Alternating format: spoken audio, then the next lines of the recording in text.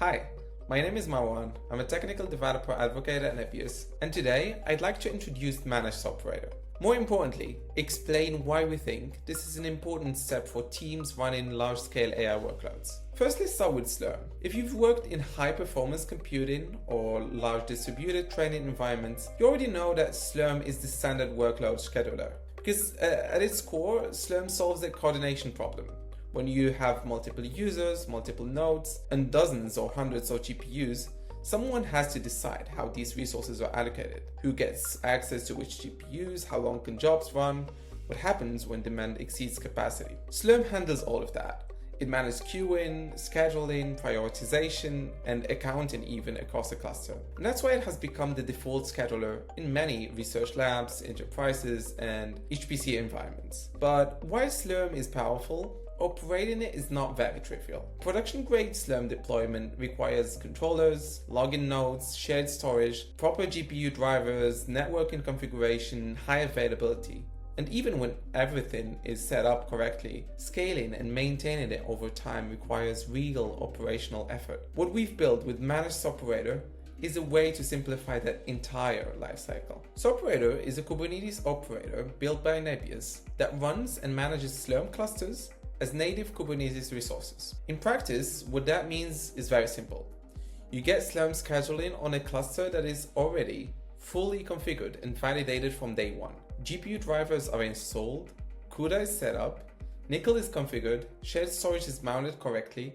All of this is tested together as a single system. So you're not spending any time debugging driver mismatches or chasing down configuration issues that can quietly reduce your training throughput. And this is especially important during training. If you've run, for example, distributed workloads before, you know that one unhealthy node can quietly cause problems. It might not fail immediately, but instead performance can drop, jobs can stall, or even communication starts timing out. Continuously monitors node and GPU health. It checks for things like ECC errors, NVLink degradation, or Nickel timeouts, and if something goes wrong, the node is automatically drained and removed from scheduling and then replaced by a healthier one. So the next job runs on healthy hardware without someone needing to step in and fix it manually. You also get Grafana dashboards out of the box. So from the start, you have visibility into what's actually happening in your cluster. You can track GPU utilization, monitor memory pressure, see how deep your job queue is, and understand overall job throughput. At a glance, you know whether your cluster is fully utilized or sitting idle, and whether workloads are progressing the way they should. So this isn't just about spinning up a Slurm cluster, it's about running it in a way that's reliable, that's observable, and built with safeguards from the start. Let me show you how this looks in practice. We start at the Nebius console and then go to the navigation's left sidebar, click on Soperator, and then create our cluster. First, in overview, I give the cluster a name and then paste my SSH public key. This will serve for secure access once our cluster is ready. Next, we move to node sets. At the top, we configure the login nodes. These are the entry points into the cluster. This is where users SSH in and submit their jobs. They don't run the workloads themselves, but the work node does that. By default, there is one login node, but here I will increase it to 2. This way, access to the cluster isn't dependent on a single node. And below that, we configure the worker node set. This is the compute layer, meaning the machines that will actually run our Slurm jobs. I select with GPUs and then choose my preset. In this case, NVIDIA H200. Each node comes with 8 GPUs and a fixed CPU and memory configuration. And since I'm using reservations, I select the reservation ID, and this will guarantee that the hardware capacity is there. This step basically defines how much compute power the cluster has. Now we click next and configure partitions. So in Slurm, partitions are queues. They control how jobs are scheduled. There is a default main partition, but here I will add a new one. I go and click on add partition. I give it a name, select the worker node that it applies to, and then define its parameters. These settings will determine how the workloads are handled and prioritized. Then we will move to volumes.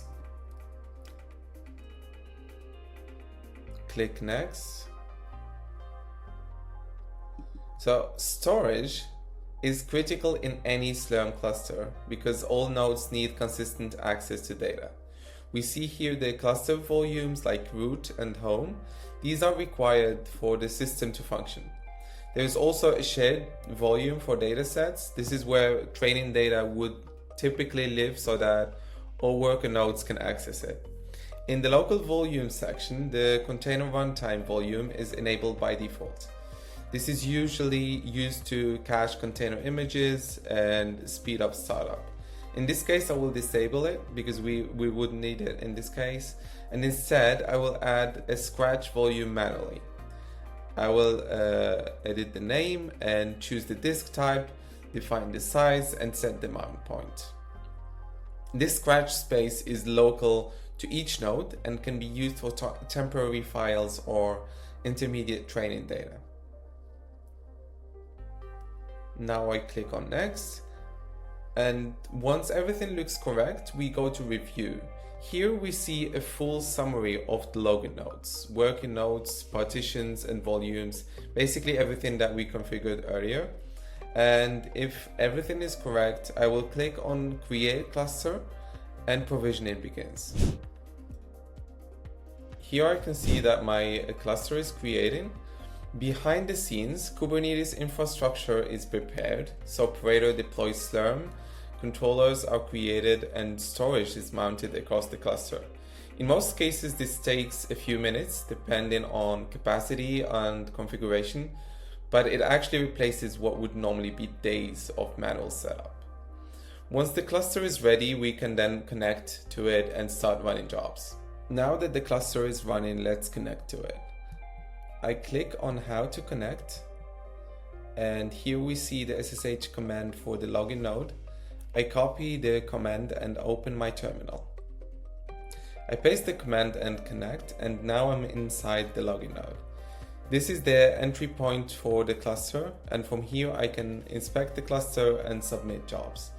If I run sinfo, I can see the Slurm partitions and the worker nodes. We see that both nodes are idle and ready. Now let's connect to one of the worker nodes. From the login node, I run SSH worker. Now I'm inside the worker node itself. This is where training workloads would actually run. To confirm that GPUs are correctly configured, I run NVIDIA SMI. And here we can see the NVIDIA H200 GPUs, the driver versions, CUDA versions, and the available memory. This confirms that the hardware is correctly provisioned, drivers are installed, and the node is ready for GPU workloads. At this point, the cluster is fully operational. The cluster comes with built-in monitoring. As soon as it's running, we already have Grafana dashboards available. If I open Grafana, I can immediately see the overall health of the cluster. At the top, we see basic information like the GPU model, total number of GPUs, and how many nodes are active. And below that, we get live metrics. We can see how much of the cluster is being used, how many jobs are running, and whether all nodes are healthy or not. If we scroll, we can track utilization over time, how busy the GPUs are, how much power they're using, and whether the usage is stable or not. We can also see job level information, which jobs are running, which ones completed, if anything failed. So overall, instead of guessing what's happening inside the cluster, we can see it in real time. This is important because in production, visibility is just as important as compute. And all of this is available from the start with no extra setup required. Now let me show you a real example. Here in the terminal, we can see an event reported by Slurm. There was a GPU health check issue detected, an XID error. And because of that, the node was marked with a problem. If we check the node status, we can see that one of the nodes, the worker nodes, is now in drained state. This means that Slurm has stopped scheduling new jobs on that node. Now let's look at the dashboards. If we open Soperator node's dashboards in Grafana, we will clearly see the state change. Here the node is marked as draining, and the dashboard shows one healthy node and one node that was drained. You can also see this reflected in the timeline. The state changes over time from busy to draining and then back to normal. This is very important because instead of silently failing or corrupting training, the node is automatically excluded from scheduling. And the system detects the issue, drains the node, and prevents new jobs from landing on unhealthy hardware. And all of this is visible in real time. What this really shows is that running Slurm in production doesn't have to mean building and maintaining everything yourself. You define the structure of the cluster in few steps, and the system handles the rest, from provisioning the infrastructure, to wiring storage, to validating GPUs. And if something goes wrong, it's detected. If a node becomes unhealthy, it's drained. And if you need visibility, the dashboards are already there. You get the control and flexibility of Slurm, but with the automation and safeguards built in. So instead of spending time operating this scheduler, you can focus on the workloads that actually matter. And that's the idea behind Managed Soperator.